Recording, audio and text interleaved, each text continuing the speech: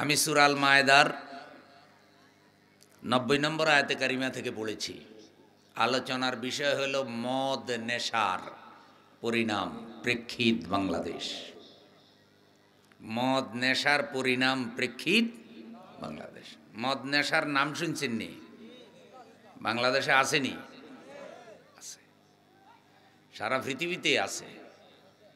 জাহিলি যুগেও ছিল। আমাদের জনগোষ্ঠীর বিরাট একটা অংশ মদ নেশার সাথে জড়িত। কেউ ব্যবসা করে, কেউ খায়। যেমন তরুণরা খায়, তেমনি ছাত্ররাও কি, ইউনিভার্সিটির বহু ছাত্র নেশা করে কি করে না? সবাই করে এটা বলছি না, কিন্তু অনেকেই। শুধু কি পুরুষে নেশা করে, মহিলারাও করে কি করে না? শুধু কি তরুণেরা করে না, বুড়ারাও করে, আছে, হিসাব আছে। আচ্ছা আপনারা বলেন তো, ইসলামে এই কোরআনে মদ হালাল না হারাম? সবাইকে বলতে হবে। আল্লাহ যেটা হারাম করেছেন সেটাকে হালাল করার অধিকার দুনিয়ার কোনো মানুষের আছে? বিশেষ করে যারা কোরআনকে বিশ্বাস করে, ইসলামকে বিশ্বাস করে, নবীকে বিশ্বাস করে, তাদের কি মদ হালাল এইটা বলার সুযোগ আছে? কেউ যদি এটা বলে তার কি ঈমান থাকবে? আমার সামনে অধিকাংশ তরুণ যুবক মুরব্বীরাও আছেন। আমার আলোচনার মূল উদ্দেশ্য হলো নেশামুক্ত জীবন চাই। নেশামুক্ত জীবন চাই। যদি নেশামুক্ত মদ মুক্ত জীবন গঠন করতে হয়, তাহলে সমাজে, রাষ্ট্রে মদের অনুমতি দেওয়া যাবে।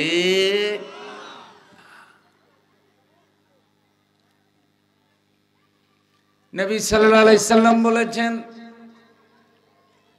যেই ব্যক্তি কোরআন পড়ল, যেই ব্যক্তি কোরআন শিখলো, সংরক্ষণ করলো, হেফাজত করলো, কোরআন প্রচার করলো, কোরআনের হালালকে হালাল হিসাবে মানলো, কোরআনের হারামকে হারাম হিসাবে হারাম থেকে দূরে থাকলো, কিয়ামতের দিন আল্লাহ কোরআনের উসিলায় তাকে জান্নাত দান করবে। একটু জোরে বলেন না সুবহানাল্লাহ। তাহলে আমরা কি বুঝলাম? কোরআন যেটা হারাম বলবে সেটা হারাম, কোরআন যেটা হালাল বলবে সেটা, কোরআন যেটাকে হারাম বলবে সারা দুনিয়ার মানুষ এটাকে হালাল বললেও এটা হালাল হবে। লিল্লাহে তাকবীর। সবাই কিন্তু তাকবীর দেন নাই। এই তাকবীরটা কি ধর্মীয় স্লোগান না দলীয় স্লোগান? সবাইকে বলতে হবে, এটা কি দলের স্লোগান না ধর্মীয় স্লোগান? আপনাদের এলাকায় মসজিদে আজান হয়, যে আজানের প্রথম বাক্য কি? ইকামত শুরু হয় কি দিয়া? জানাজা শুরু হয় কি দিয়া? কিতাবুল আজানে হাদিস আছে, যেখানে আল্লাহু আকবার উচ্চারিত হয় ওই এলাকায় কোনো শয়তান থাকতে পারে না। মাহফিলের ভিতরে অথবা মাহফিলের আশেপাশে শয়তান থাকুক, এটা কি আপনারা চান? তাহলে উচ্চারণ করতে হবে আল্লাহু আকবার। না, শরীরে যত শক্তি আছে সব গলার কাছে হাজির করতে হবে। শরীরটাকে একটা ঝাঁকি দিতে হবে, মুজাহিদের মতো দুই হাত আকাশের দিকে উঁচু করে বলতে হবে, রেডি? লিল্লাহে তাকবীর, নারায়ে তাকবীর। কোরআন হাদিসের আলো, কোরআন হাদিস যেখানে, লিল্লাহে তাকবীর। পিছনে দাঁড়ানো ভাইরা একটু ভিতরে ঢুকেন আর কথা শুনেন। কথা আমাদেরকে বলতেই হবে। ভাই সব পাপের বাজার, অন্যায় অবিচারের বাজার এখন গরম হয়ে গেছে। সেই সাথে এখন মদ নেশার বাজারও গরম। মদের বাজারও কি? তো মদের বাজার যখন গরম হয়ে গেছে, তো ওয়াজের বাজারও তো গরম হওয়া দরকার। এখন আর ঠান্ডা ওয়াজে ধরে না। তাহলে কোরআন হাদিসে যা আছে তা হক কথা বলে দিতে হবে। যার ইচ্ছা হয় মানবে, যার ইচ্ছা না হয় মানবে না, তাতে বক্তার কিছু যায় আসে না। কোরআন যেটা হারাম বলবে সেটা হারাম। দুধ হালাল, মদ, গরুর গোশত হালাল, কুকুরের গোশত কে বলেছেন?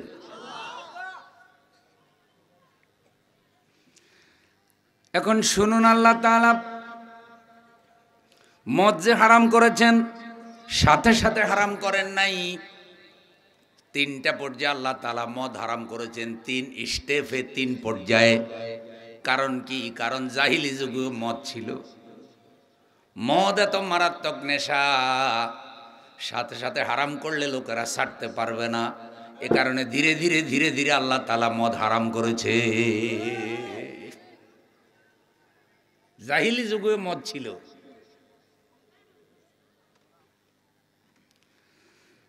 প্রথম পর্যায়ে হলো ইয়াসআলুনাকা আনিল খামরি ওয়াল মাইসিরি কুল ফীহিমা ইসমুন কাবীরুন ওয়া মানাফিউ লিন-নাস ওয়া ইসমুহুমা আকবারু মিন নাফইহিমা। আল্লাহ তাআলা বলেন, নবী, লোকেরা আপনাকে মদ এবং জুয়া সম্পর্কে প্রশ্ন করে। জুয়া খেলা আছে না নাই? হালাল না হারাম? জুয়ার টাকা হারাম, মদ খাওয়া হারাম, মদের ব্যবসার টাকাও হারাম। আল্লাহ তাআলা বলেন, নবী, আপনাকে মদ এবং জুয়া সম্পর্কে জিজ্ঞাসা করে। কুল ফীহিমা ইসমুন কাবীর, আপনি বলে দেন মদ খাওয়া, জুয়া খেলা এগুলা বড় গুনাহ। কি গুনাহ? গুনাহ 2 প্রকার, একটা ছোট গুনাহ আর একটা হলো বড় গুনাহ। ছোট গুনাহকে বলে সগীরা গুনাহ, বড় গুনাহকে বলে কবিরা গুনাহ। আপনারা বুঝতেছেন নাকি ঘুমাইতেছেন? আল্লাহ তাআলা বলছেন, কুল ফীহিমা ইসমুন কাবীরুন, নবী আপনি বলে দেন মদ খাওয়া, জুয়া খেলা এ 2টা কবিরা গুনাহ। এখন আপনারা কোন তো লটারি কি জুয়া না? আমাদের দেশে লটারি আছে না নাই? যদি লাগিয়া যায়, যদি যদি ঘুরে ভাগ্যের চাকা পাইতে পারেন 40 লক্ষ, 40 লক্ষ টাকা পাইলে আপনার ভাগ্য ভালো হবে না। ওইটা জুয়ার টাকা, ওইটা যে পাবে, যে খাবে, তার আমল এবং ঈমান বরবাদ হবে। তাহলে মদও কবিরা গুনাহ, জুয়াও কবিরা গুনাহ। যারা মুসলমান, কোরআন যখন এটা কবিরা গুনাহ বলেছে, তখন এটা ছেড়ে দেওয়ার দরকার আছে না নাই? কিন্তু দেখেন, আল্লাহ এত বাস্তব কথা বলছেন। ওয়া মানাফিউ লিন-নাস, আল্লাহ বলছে মদ এবং জুয়ার মধ্যে কিছু উপকারও আছে। মদের মধ্যে কিছু উপকারও কি আছে, আবার জুয়ার মধ্যেও কিছু উপকার আছে। এটা প্রাথমিক পর্যায়ে আল্লাহ স্বীকার করেছেন। মদের মধ্যে উপকার কি? বন্ধু, মাহফিল করে রাত্র 1টার দিকে বাসায় যাইতেছি, একজন আমার সামনে দাঁড়াইছে, চিনা লোক, সালাম দিয়া কয়, হুজুর আমারে চিনেন? আমি বললাম, আপনারা তো চিনি। কয় না, চিনেন না। আমি বললাম, তাহলে আপনি কে? কয়, আমি হইলাম আমেরিকার প্রেসিডেন্ট বুশ। ওইটা বুশের আমলের কথা। কিরে, এই লোক হঠাৎ করে আমার এই আমেরিকার প্রেসিডেন্ট বুশ কয় কি লেগে? এর তো আমি চিনি। তখন বলতেছে, আপনি দাঁড়ান, আপনারে 500টা টাকা দিলাম, আপনি গিয়ে হোটেলে নাস্তা খাইবেন। আমি বললাম, নাস্তা খাইতে তো 500 টাকা লাগে না, আর এখন নাস্তার সময়ও না। এমন সময় আরেকজন বাইরে হয়েছে, বাইরে একা, হুজুর কিছু মনে করবেন না, ও খাইছে। কিছু মনে করবেন না, ও কি? ওমা পরে দেখিছে যে বলতেছে ও খাইছে, হেও খাইয়া রয়েছে, দোনোটাই খাওয়া পাটে। তো এই যে মদ খাওয়ার পরে নিজেরে মনে হইতেছে সে আমেরিকার প্রেসিডেন্ট বুশ, আসলে কি সে বুশ? কিন্তু কিছুক্ষণ যে ভাবতেছে তাতে শান্তি লাগে, বাহ আমি প্রেসিডেন্ট, আসলে ফকির। কিছুক্ষণ শান্তি লাগতেছে। আবার বন্ধু ঘুম আসে না, যখন মদের বোতল খাইছে, 1-1.5 ঘন্টা, আধা ঘন্টা, 2 ঘন্টা আরামে ঘুমাইছে, কিন্তু ঘুম যখন আবার ভেঙ্গে গেছে, তখন আবার পাগল হয়ে গেছে। তো যতক্ষণ ঘুমাইছে ততক্ষণ মনে হয়েছে যে একটু শান্তি আছে। আচ্ছা, জুয়ার মধ্যে উপকার কি? যখনই জুয়া ধরছে তখন ওই বন্ধু জুয়ার মধ্যে কিছু টাকা পাইয়া গেছে, আবার পাইছে, তো কিছু লাভ আছে না নাই? কিন্তু যখন জুয়ার মধ্যে যাওয়া শুরু হয়েছে, বাড়িঘর সব চলে গেছে, অবশেষে জুয়ার মধ্যে বউ বাজি ধরছে, বউ হারাইছে। জুয়াখোররা মাঝে মধ্যে বউ বাজি ধরে, কারণ যারা মদ এবং জুয়ার সাথে জড়িত হয় তারা পড়ালেখা করলেও তাদের হিতাহিত জ্ঞান থাকে না, আকল জ্ঞান থাকে না, হায়ান জানোয়ারের থেকে নিকৃষ্ট হয়ে যায়। যারা মদকে বৈধ বলে অনুমতি দিতে চায় তাদের মনুষ্যত্ববোধ নাই, হায়ান জানোয়ারের চরিত্র হয়ে যায় তাদের।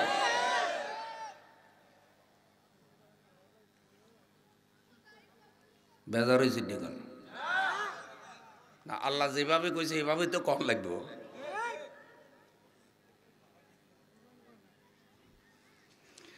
এখন আল্লাহ তাআলা বলছে মদ এবং জুয়ার মধ্যে কিছু উপকারও আছে, কিন্তু উপকারের থেকে ক্ষতির পরিমাণ বেশি।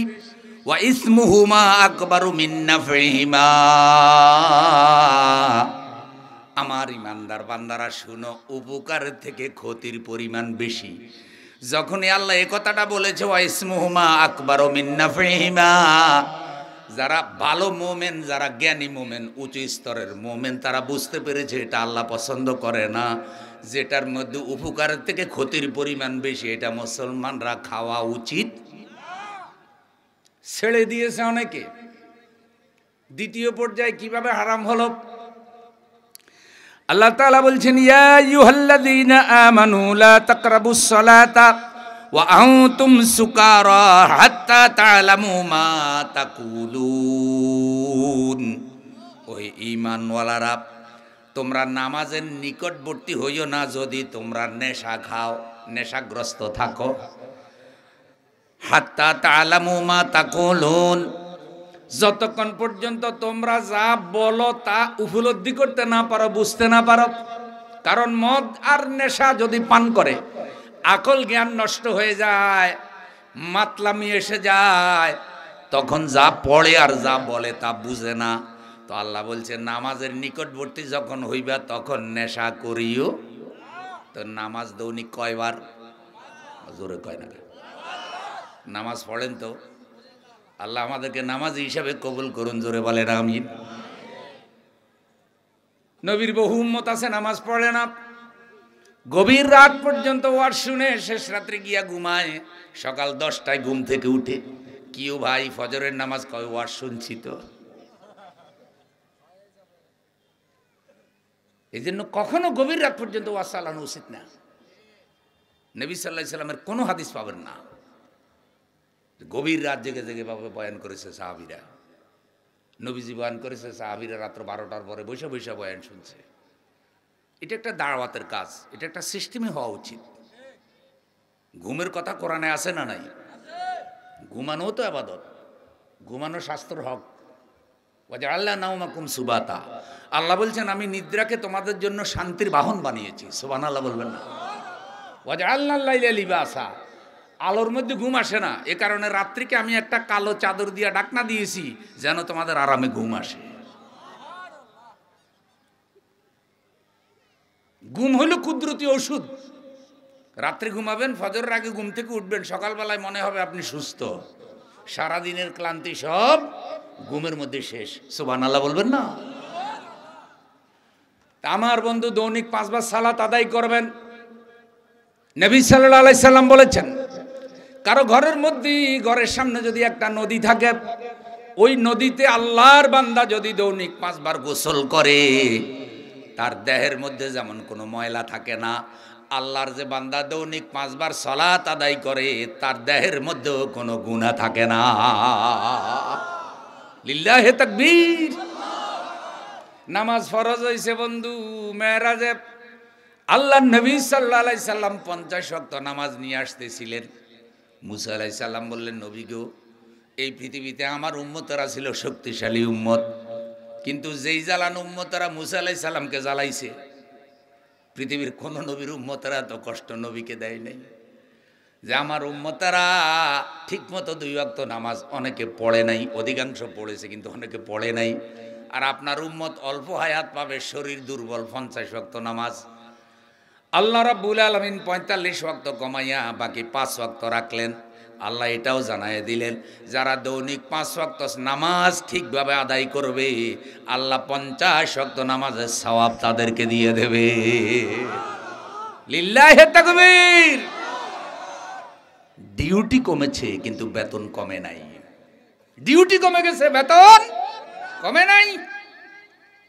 আল্লাহ তাআলা বলছেন, ইয়া আইয়ুহাল্লাযীনা আমানু, হে ঈমানওয়ালারা, লা তাকরাবুস সালাতা ওয়া আনতুম সুকারা, তোমরা নামাজের নিকটবর্তী হইও না যখন তোমরা নেশাগ্রস্ত থাকো। হাত্তা তাআলামু মা তাকুলুন, যতক্ষণ না তোমরা যা পড়ো নামাজে তা না বুঝো। এই আয়াত দ্বারা বোঝা যায় নামাজে যা পড়া হয় তা বুঝারও দরকার আছে। যেই জিনিস বুঝে না সেই অনুযায়ী আমলও করতে পারে না। এলেম এলেম এলেম ছাড়া আমল সহি হয় না। এলেম আগে, আমল পরে। এ কারণে আল্লাহ তাআলা এলেমের আয়াত আগে নাজিল করেছেন, ইকরা বিসমি রাব্বিকাল্লাযী খালাক। লিল্লাহি তাকবীর। ঘুমাই দিয়েছেন নি কেন? আমার সাথে আছেন তো? মাশাআল্লাহ। এখন নামাজ আসে দৈনিক ৫ বার, আর একবার নেশা খাইলে সহজে নেশা কাটে না।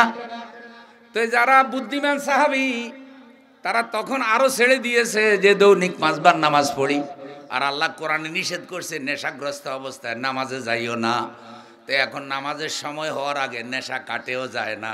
তাহলে আল্লাহ আরও একটু কনজাস্টেড অবস্থার মধ্যে ফেলে দিয়েছে যেন নেশা না করে। অনেকেই ছেড়ে দিয়েছে। এবার চূড়ান্ত পর্যায়ে আল্লাহ তাআলা কি বললেন একটু ভালো করে শুনে নিয়া, আইয়ুহাল্লাযীনা আমানু ইন্নামাল খামরু ওয়াল মাইসিরু ওয়াল আনসাবু ওয়াল আজলামু রিজসুম মিন আমালিশ শাইতান ফাজতানিবুহু লাআল্লাকুম তুফলিহুন। ওহে ঈমানওয়ালারা, ঈমানওয়ালারা, আমি এতক্ষণ পর্যন্ত যত কথা বলেছি আমার মধুপুরের ভাইয়ারা, আমার এই শোলাকুড়ির ভাইয়ারা, এটা আল্লাহ বেঈমানকে বলে নাই, বলেছে ঈমানদারদেরকে। আপনারা আমার সামনে যারা বসা আছেন আপনারাও ঈমানদার। আমি ঈমানদারদের সামনে ঈমানদারদেরকে লক্ষ্য করে কথা বলছি। আল্লাহ আমাদেরকে কথাগুলি গ্রহণ করার তৌফিক দান করুন। লিল্লাহি তাকবীর। এখন ভালো করে শুনেন, কান খাড়া করে শুনেন। ইয়া আইয়ুহাল্লাযীনা আমানু,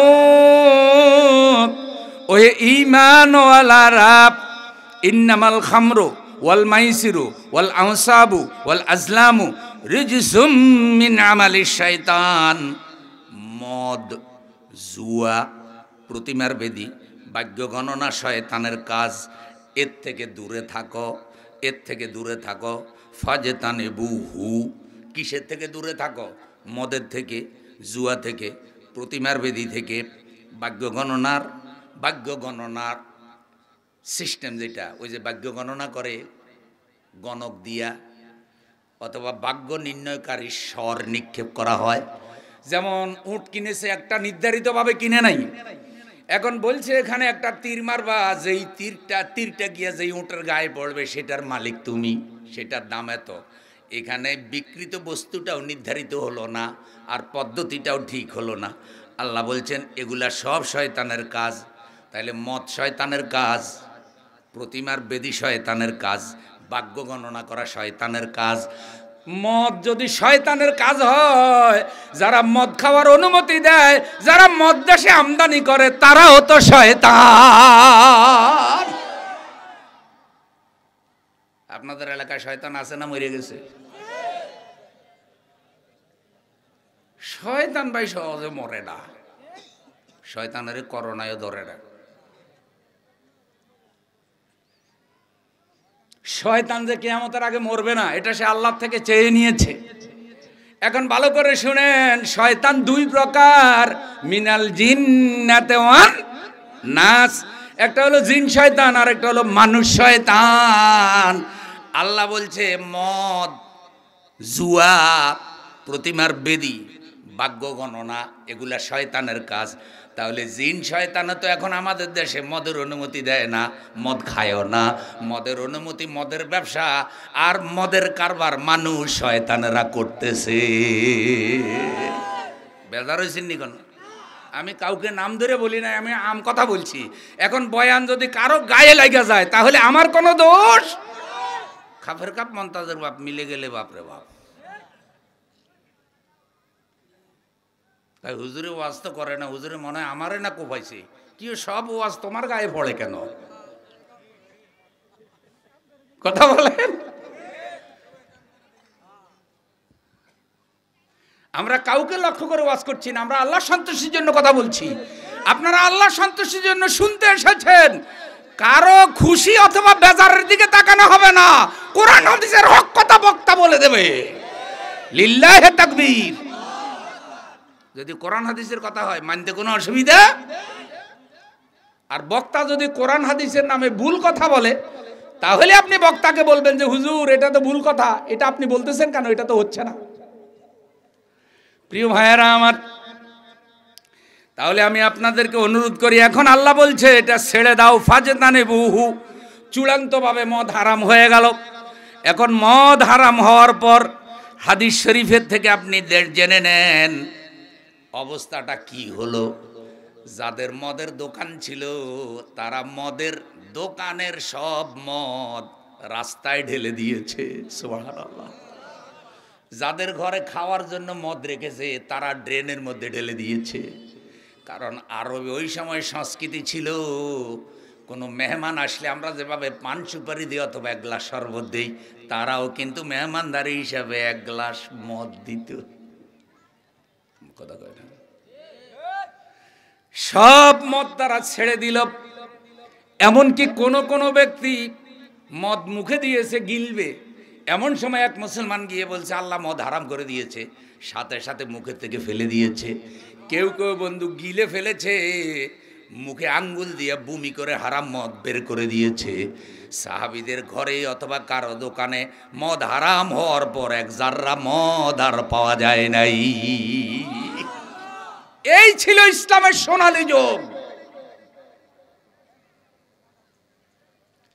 জাহিলি যুগে মদের জন্ম, যেই যুগে বন্ধু মদের জন্ম, সেই যুগে যখন মদ হারাম হয়ে গেল, একজন মদখোর আর পাওয়া যায় নাই। কেউ বন্ধু মদের ব্যবসা করে নাই। আর এই মানুষগুলো চরিত্র তো ভালো হয়ে গেল, ইন্তেকালের আগে তারা আল্লাহর জান্নাতের সুসংবাদ পেয়ে গেছে। একটু জোরে বলেন সুবহানাল্লাহ। এবার আপনাদেরকে আমি কোরআন হাদিসের কয়েকটা তথ্য শোনাবো। খুব অল্প সময় আমি কথা ছেড়ে দেব, কারণ ঘড়ি আমার সামনে। আমি মাফা সময়ে বেশি কথা বলি না, আর চেষ্টা করি বিষয়ভিত্তিক কথা বলতে। বিষয়ের বাহিরেও আমি কথা বলি না। আমার সামনে যারা শ্রোতা থাকে আমি চেষ্টা করি আমার শ্রোতারা যেন একটা মেসেজ নিয়ে যেতে পারে। আজকে আমরা একটা মেসেজ নেব, মদ খাবো না, মদকে সমর্থন করব না, মদের ব্যবসা করব না। যারা মদের পক্ষে কথা বলে তাদের সাথে বন্ধুত্ব রাখবো। কোরআন হাদিসের আলোকে আমরা আমাদের জীবন, পরিবার, সমাজ, রাষ্ট্রকে পরিচালিত করার জন্য, আত্মা, দেহ, সমাজকে পবিত্র করার জন্য, জীবনের সর্বক্ষেত্রে আল্লাহ দ্বীন কায়েমের জন্য আমরা আমাদের জান মাল একামতে দ্বীনের কাজে নিয়োজিত করব। কারা কারা রাজি আল্লাহরে হাত উঠায়া দেখায়। লিল্লাহে তাকবীর। বলুন ইন্না সালাতি ওয়া নুসুকি ওয়া মাহইয়ায়া ওয়া মামাতি লিল্লাহি রাব্বিল আলামিন। আল্লাহ কবুল করো।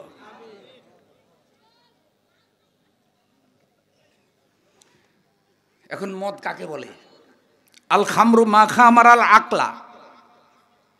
আল খামরু মা খামারাল আকলা। মদ হলো সেই জিনিস, যেই জিনিস খাইলে পরে মানুষের আকল নষ্ট হয়ে যায়, তাকে বলে কি? মদ। খাইলে পরে আকল আর থাকে না। সামনে কি হুজুর আছে না ফিসাব আছে বুঝে। আমার প্রিয় বন্ধু, এখন আল্লাহর নবী কি বলেন? মুদমিনুল খামরে কাবিদে আওসান। যারা মদ খায় আর যারা মূর্তি পূজা করে, মদ খাওয়ার গুনাহ আর মূর্তি পূজার গুনাহ সমান পাপ। জোরে বলেন নাউজুবিল্লাহ। কুল্লু মুসকারিন খামরুন ওয়া কুল্লু খামরিন হারামুন। আমার বন্ধু, কুল্লু মুসকারিন খামরুন, আকল বিবেক নষ্টকারী প্রতিটা জিনিসে হলো মদ। ওয়া কুল্লু খামরিন হারামুন, আর যত ধরনের মদ আছে সব হারাম। ইবনে মাজাহ শরীফের হাদিসে নবী সাল্লাল্লাহু আলাইহি সাল্লাম বলেছেন, লা ইয়াদখুলুল জান্নাতা মুদমিনু খামরিন, যারা মদ পান করে, নেশা করে, তারা জান্নাতে যাবে। যদি মদ পান করার পর জান্নাতে না যায়, তাহলে যারা মদের লাইসেন্স দেবে, মদের অনুমতি দিবে, তাদেরও জান্নাতে যাওয়ার সম্ভাবনা। কারণ আল্লাহ নবী বলেছে, যাদের দেহের মধ্যে হারাম টাকা ঢুকে, হারাম খাইয়া যাদের রক্ত মাংস হয়, ওই হারামের দেহ জান্নাতে ঢুকবে না। তাহলে যারা মদ খাইয়া স্বাস্থ্য ভুলাইছে, ওই হারামের স্বাস্থ্য, মদখোরের স্বাস্থ্য, জান্নাতে যাওয়ার সম্ভাবনা নাই।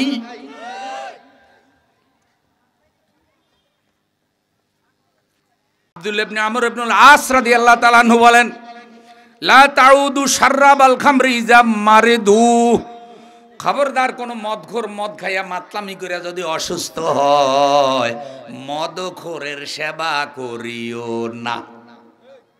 নাউজুবিল্লাহ বলেন। অথচ আল্লাহর নবী বলেছেন, এক মুসলমানের উপর আরেক মুসলমানের 6টা হক, তার মধ্যে একটা হক হইল, যদি মুসলমান অসুস্থ হয় যেন তারা দেখতে যায়, আর দেখতে গিয়া তার মাথার কাছে বেশি সময় যেন অপেক্ষা না করে।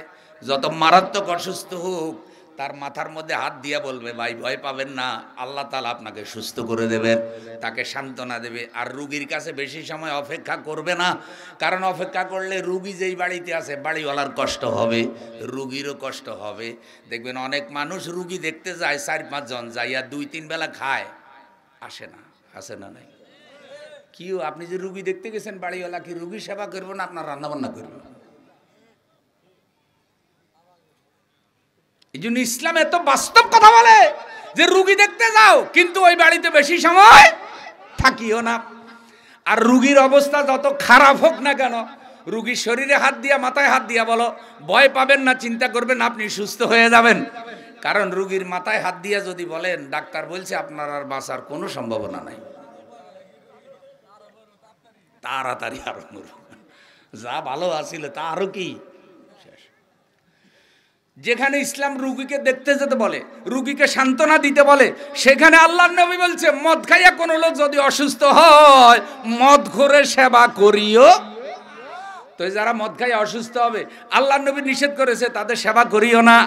আল্লাহ রসুলের সাহাবী হযরত আমর ইবনুল আস রাদিয়াল্লাহু তাআলা আনহু বলছেন, তাদের সেবা করিও না। তাহলে যারা মদের লাইসেন্স দিবে, মদের দোকান দেবে, তাদের সাথে বন্ধুত্ব রাখার, ভালোবাসা রাখার সুযোগ আছে নাকি?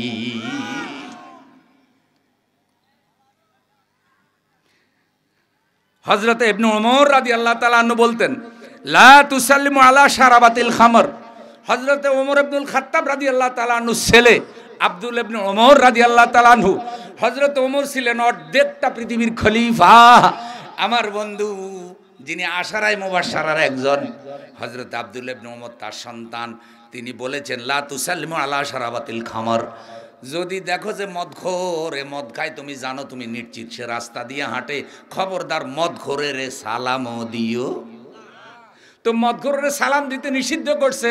আজকে যারা মদকে বৈধ করার ঘোষণা দিতে চাচ্ছে, বলতেছে যে এলাকায় 200 ছেলে মদ খাবে, সেখানে একটা মদের দোকান দেওয়ার অনুমতি দেওয়া হবে। জোরে কর নাউজুবিল্লাহ।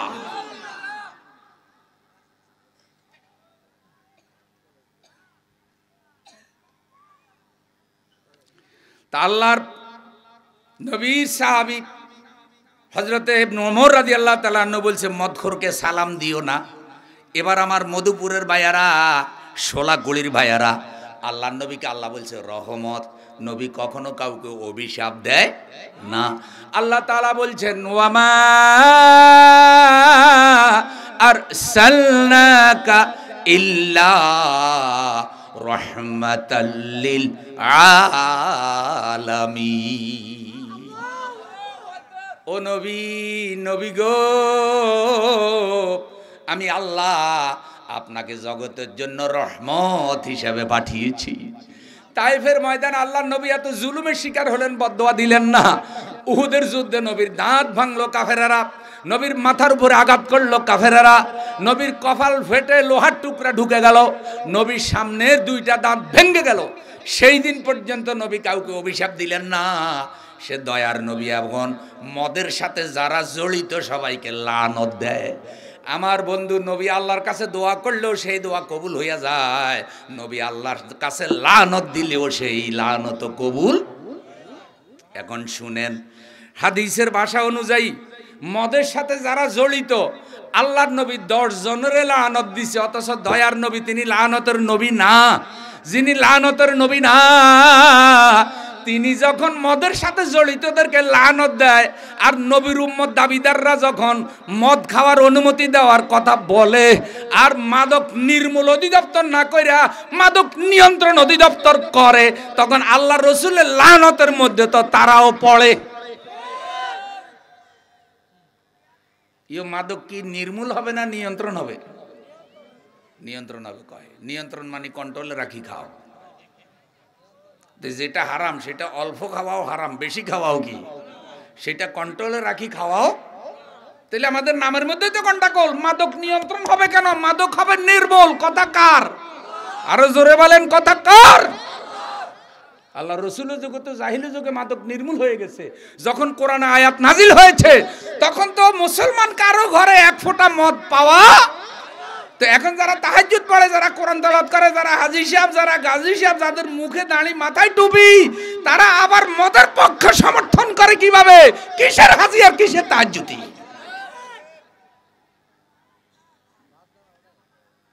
খারাপ লাগছে নি কেন? মদে এখন পুরা জাতি ধ্বংস হয়ে যাচ্ছে। তরুণদের বিরাট অংশ মদের সাথে জড়িত হয়ে যাচ্ছে। এখন শুনেন, আল্লাহর নবী কোন 10 জনকে লানত দিছে ভালো করে শুনেন। 1 নম্বর যে মদের নির্যাস বের করে, 2 নম্বর মদ প্রস্তুত করে, 3 নম্বর মদ পান করে, 4 নম্বর যে মদ পান করায়, 5 নম্বর যে মদ আমদানি করে, 6 নম্বর যার জন্য মদ আমদানি করা হয়, 7 নম্বর মদের বিক্রেতা, 8 নম্বর মদের ক্রেতা, 9 নম্বর মদের সরবরাহকারী, 10 নম্বর মদের লভ্যাংশ ভোগকারী। সুনানে তিরমিজির হাদিস, আল্লাহ 10 জনের লানত দিছে। আল্লাহ এই লানত থেকে আমাদেরকে হেফাজত করে, একটু জোরে বলেন আমিন। যেখানে যারা মদের ব্যবসা করে আল্লাহ তাদেরকে লানত দিছে, সেখানে মদের ব্যবসার টাকা দিয়ে উনি হজে চলে গেছে। আছে না নাই? হুজুর দোয়া করিয়েন হজে যাইতেছি, টাকা কি? মদের ব্যবসার টাকা। ফেসাব দিয়ে উজু করলে ভাই উজু হইবনি। ফেসাব দিয়ে উজু করলে যদি উজু না হয়, মদের টাকা দিয়ে হজ করলে হজ হইবনি। নামাজ রোজা তো এমনি করে, মসজিদে ঢুকে সেজদা দিচ্ছে, কিন্তু এই সব জিনিসগুলো অনেকেই চিন্তা ভাবনা করে না। শুনেন ভাইয়েরা আমার, আল্লাহ রাব্বুল আলামিন পরিষ্কার বলে দিয়েছেন, যেখানে আল্লাহ পরিষ্কার কথা বলেছেন সেখানে কোনো হুজুরের কলম ধরার সুযোগ নাই, কোনো প্রশ্ন করার সুযোগ নাই। এখন দেখেন বলা হয়েছে আল খামরু উম্মুল খাবায়েস, মদ হইল সকল অশ্লীলতার উৎস। যারা মদ খায় তারা নারী নিয়েও মাতলামি করে, যারা মদ খায় তাদের হায়া শরম লজ্জা থাকে না। যেখানে মদ খায়, জুয়া খেলে, নারীবাজি করে, ওই জায়গার নাম দিছে ক্যাসিনো। কি নাম দিছে? আল্লাহর নবী বলেছেন আমার উম্মতের মধ্যে এমন একটা সময় আসবে যখন তারা মদের নাম পরিবর্তন করে খাবে মদ, নাম দিবে অন্যটা। কয় কেউ কি খান? কয় সিদ্ধি খাই। সিদ্ধি খাইলে বুদ্ধি হয়। বিভিন্ন মাজারে গাঁজা খায়, আছে না নাই? আমি এক জায়গায় গেছি, কয় হুজুর 3 দিনের মেলায় 15 কেজির মতো গাঁজা এখানে বেচা হয়। এক বুজুর্গের মেলা, আধ্যাত্মিক মেলা, উরুসের মেলা, গাঁজা বেচা হয় 15 কেজি। তো কি কয়? না গাঁজা না তো, এটা সিদ্ধি। সিদ্ধি খাইলে বুদ্ধি হয়। তো গাঁজার নাম দিছি কি? সিদ্ধি। আমার বন্ধু ফ্যান্সিডিলের নাম দিছে কাশির সিরাপ। ফ্যান্সিডিলের নাম দিছে কাশির সিরাপ। কয় আমি তো ফ্যান্সিডিল খাই না, আমি কাশির ঔষধ খাই। আমার বন্ধু বিয়ারের নাম দিছে হজমের ট্যাবলেট। কেউ কি খান? কয় হজমের ঔষধ খাই। এখন একটু বালাখানা খাইছি তো বিয়ার না খাইলে হজম হয় না। এটা তো মদ নয়, এটা হইল হজমের ওষুধ। আসলে সব কি? আরো জোরে বলেন না কা? তো নাম বদলায় ফেলছে, নাম বদলায় ফেলছে। আমার বন্ধু কিভাবে নাম বদলাইছে? বাংলাদেশে কত ধরনের মদ চালু আছে। পুলিশের একজন ঊর্ধ্বতন কর্মকর্তা আমার একটা বই দিয়েছেন, অনুরোধ করেছে হুজুর আপনারা তো ধর্মীয় মাহফিলে কথা বলেন, প্রত্যেকটা মাহফিলে একটু মদের পরিণাম নিয়ে কিছু কথা বলবেন, যেন তরুণ সমাজ যারা এবং সমাজের বিরাট অংশ নারী পুরুষ বয়স্করাও মদের সাথে জড়িত হয়ে যাচ্ছে। তো সেখানে আমি ওনাদের একটা পরিসংখ্যান পেয়েছি যে কত পার্সেন্ট পুরুষ মদ খায়, কত পার্সেন্ট নারী মদ খায়, কত পার্সেন্ট তরুণ মদ খায়, এবং কত পার্সেন্ট লোক বাংলাদেশে মদের সাথে জড়িত, মদের ব্যবসার সাথে জড়িত। এবং এই অবস্থা চলতে থাকলে আগামী 10 বছরে বাংলাদেশের জনগণের অবস্থা কি হবে, কি পরিমাণ টাকা পয়সা মানুষ নেশা করে নষ্ট করে, এই বিশাল পরিসংখ্যান থেকে আমি একটা নোট করছি। এই নোটটা পুরাটা আপনাদের সামনে বলতে পারবো না, তবে কত ধরনের মদ বাংলাদেশে চালু আছে শুনেন। আমি বলে যেতেছি সিরিয়াল, আপনারা শুনে থাকেন। মদ, গাঁজা, তাড়ি, আফিম, চর্ষ, হাশিশ, ভাং, marijuana, heroin, morphine, pethidine, Valium, Sonaril, cocaine, Mandrax, Politamin, codeine, Phensedyl, সীসা, ভায়াগ্রা, ইয়াবা, বাবা। পরে যেটা আসবে হিটার নাম হয়তো চাষাদাটা রাখতে পারে। 21 পদ মদ বিভিন্ন নামে বাংলাদেশে কি চলতেছে। এ সব রকমের মদের কাস্টমার এই দেশে আছে না নাই? সারা গায়ে ক্ষত, ওষুধ দিব কত? ভয়ঙ্কর আকার ধারণ করেছে নেশা, গ্রামে গঞ্জে পৌঁছে গেছে। তরুণ তরুণীরা ভয়ঙ্কর ভাবে নেশার সাথে জড়িত হয়ে যাচ্ছে, জেনারেশন শেষ হয়ে যাচ্ছে, পরিবার প্রথা ধ্বংস হয়ে যাচ্ছে। ঐশী নামক সেই মেয়েটার কথা কি আপনারা ভুলে গেছেন? যে মেয়েটা তার নেশার টাকার জন্য মা বাবা দুইজনেরও খুন করেছে। আজকে আরো ঐশী তৈরি করার ব্যবস্থা তৈরি করা হচ্ছে। আমার প্রিয় বন্ধু, পরিবারগুলোর খবর হল, যেই পরিবারে একজন নেশাখোর থাকে সেই পরিবারে শান্তি নাই, টাকা পয়সার শান্তি নাই, ঘরের মধ্যে নিরাপত্তা নাই। লোকেরা বলে চোরের শ্বশুর বাড়ি নাই, চোরের শ্বশুর বাড়ি নাই। তার মানে কি? তার মানে চোর শ্বশুর বাড়ি গেলেও চুরি করে। যাদের জামাই চোর, শ্বশুর বাড়িওয়ালারা সাবধান। তো চোরের যে খাসিয়ত, নেশাখোরের অভ্যাস চোরের থেকেও ভয়ঙ্কর খারাপ। নেশাখোর স্ত্রীর স্বর্ণ বেশা নেশা খায়, স্ত্রীর কানের দুল বেশা নেশা খায়। আমার বন্ধু জামের মধ্যে পড়েছি, গাড়ি লইয়া গাড়ির লুকিং গ্লাস ধাক্কা দিয়া ভাঙ্গা দিছে দৌড়, আরো দুইজনে দৌড়ছে, পরে গ্লাস ফালাইয়া দিছে দৌড়। কারণ ওই লুকিং গ্লাস বেশ আছে, হিরোইন খাবে। আমার মসজিদে আমার পাগলি লাইট, জুতা সহ অনেক কিছু চুরি করে লইয়া গেল। শেষ পর্যন্ত খোঁজ করে দেখা গেল আমার ফিসে নামাজ পড়ে যে লোক, এই লোকের নিচে আর মিরপুর 1 নম্বরে মাজারে বেচা গাঁজা খাইয়া বলেছে। আমার পাগলি বেচা সে গাঁজা খাইছে।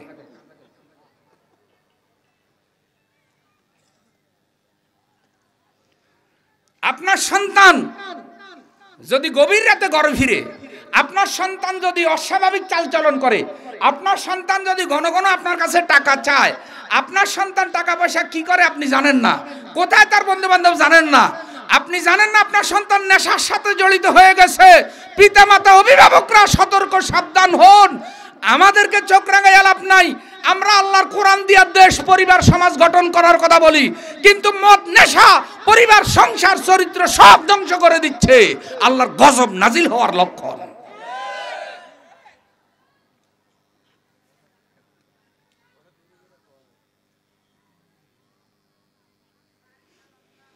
প্রিয় ভাইয়েরা আমার, এখন মদের কারণে কি ক্ষতি হয়?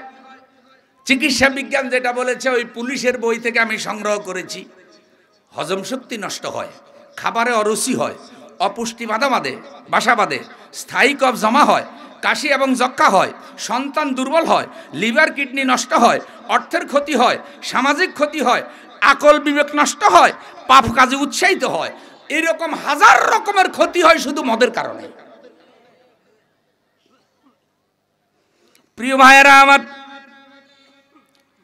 এবার শুনুন, নবী সাল্লাল্লাহু আলাইহি সাল্লাম হাদিসের ভিতরে বিষয় কি বলেছেন। আর 2-1টা হাদিস বলে আমার কথা শেষ। নবী সাল্লাল্লাহু আলাইহি সাল্লাম বলেন, ইন্নাল্লাহা লাম ইয়াজআল শিফাআকুম ফীমা হাররামা আলাইকুম।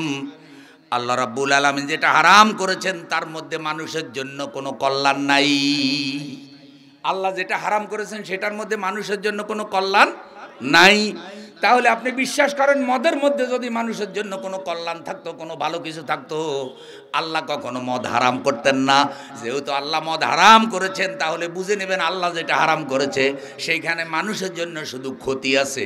মানুষের জন্য যদি ভালো থাকতো আল্লাহ সেটা হারাম করতেন না। লিল্লাহে তাকবীর। এখন শুনেন, কেউ কেউ যখন নেশা করে, যদি জিজ্ঞাসা করা হয় ভাই মদ খান কেন, কয় ডাক্তার আমাকে ঔষধ হিসেবে দিছে। কয় ডাক্তার আমারে কি হিসাবে দিছে? এখন আল্লাহর নবী কি বলেন ভালো করে শুনেন আমার ভাইয়েরা। ইন্নাহু লাইসা বিদাওয়াইন ওয়ালাকিন্নাহু দাউন, রাওয়াহু মুসলিম ওয়া আবু দাউদ। আল্লাহর নবী বলছেন মদ কখনো ঔষধ হতে পারে না, মদ কখনো ঔষধ হতে পারে না। জি ভাই, গভীর রাত হয়ে যাবে তো।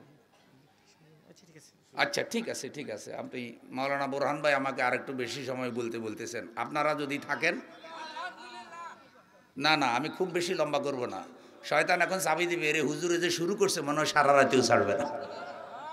এই জন্য আমি ভাইদেরকে অনুরোধ করি, সাধারণত 1 ঘন্টা থেকে এই যে ভাইয়েরা, আপনারা কি যদি পেশাব করতে যান কোনো দাবি নেই, কিন্তু যদি বিড়ি খেতে যান তাহলে করোনা কিন্তু বাড়ি চিনে কইলেন না। আমি আর বেশি চালাবো না, কারণ আমি ঘড়ি দেখতেছি। তো যে কথাটা বলতেছি, আলোচনার ধারাবাহিকতা নষ্ট করবেন না। আল্লাহ নবী সাল্লাল্লাহু আলাইহি সাল্লাম বলছেন মদ কোনো ঔষধ নয়, মদ আসলে একটা রোগের নাম। তো যেটা নিজের রোগ সেটা কখনো মানুষের উপকার হতে। এখন একটু শুনেন, মদের দ্বারায় আল্লাহ তাআলা বান্দার, মদের দ্বারা শয়তান কি চায়। আল্লাহ সূরা মায়েদার ভিতরে বলেন, ইন্নামা ইউরিদু শাইতানু আইয়ুকিয়া বাইনাকুমুল আদাওয়াতা ওয়াল বাগদা ফিল খামরি ওয়াল মাইসিরি ওয়া ইয়াসুদ্দাকুম আন যিকরিল্লাহ ওয়া আনিস সালাতি ফাহাল আনতুম মুনতাহুন। আল্লাহ রাব্বুল আলামিন বলেন, আমার বান্দারা, নিঃসন্দেহে শয়তান মদ জুয়ার মাধ্যমে তোমাদের মাঝে শত্রুতা সৃষ্টি করতে চায়। বাংলাদেশে যত অবৈধ হত্যাকাণ্ড হয় তার বহু হত্যাকাণ্ড শুধু মদের ব্যবসার কারণে হয়।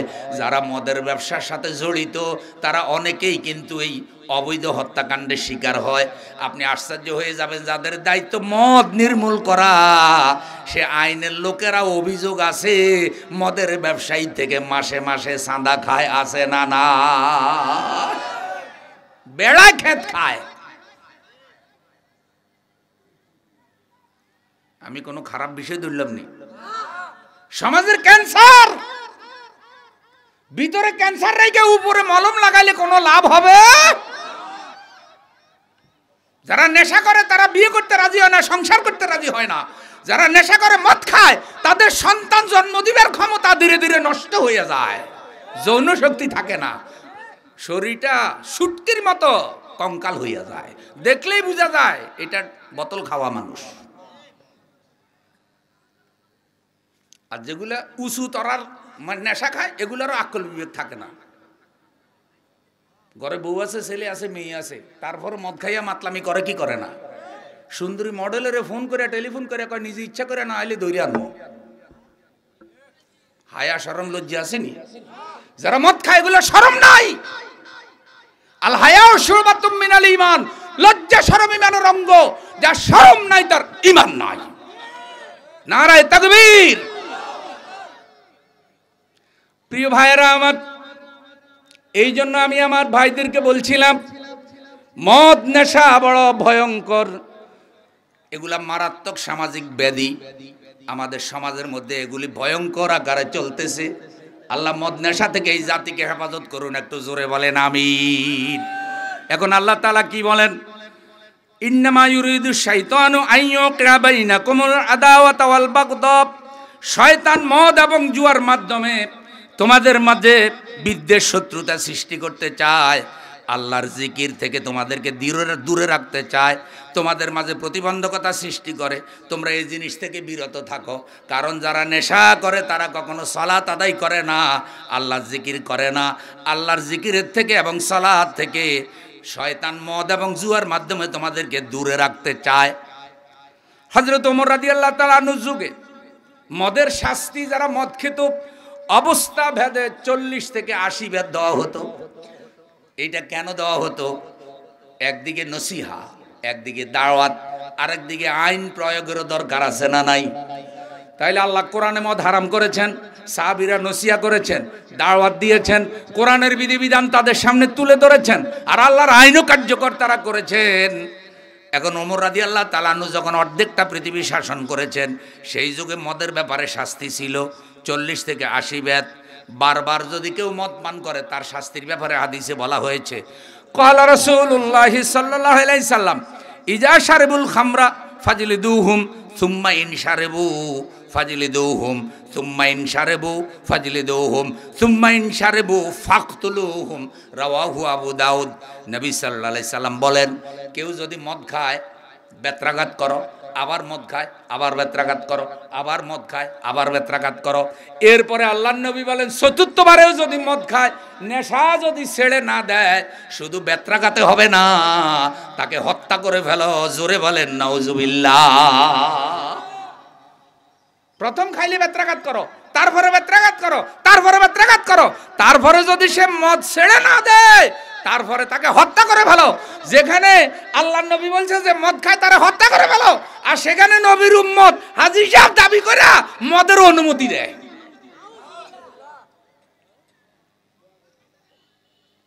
কিভাবে আমাদের দোয়া আল্লাহ কবুল করবে? কিভাবে এই জাতির উপর আল্লাহর রহমত আশা করা যায়? কিভাবে জাতি জানমাল নিরাপদে থাকবে? এই জাতি মারাত্মক ধ্বংসের দিকে চলছে, পুরা জাতি মহা উৎসবে জাহান্নামের দিকে রওনা হয়েছে।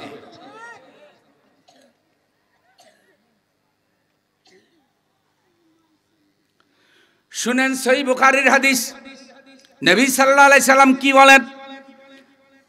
ক্বালা লা ইয়াজনি জানি হিনা ইয়াজনি ওয়া হুয়া মুমিন ওয়া লা ইয়াশরাবুল খামরা হিনা ইয়াশরাবু ওয়া হুয়া মুমিন।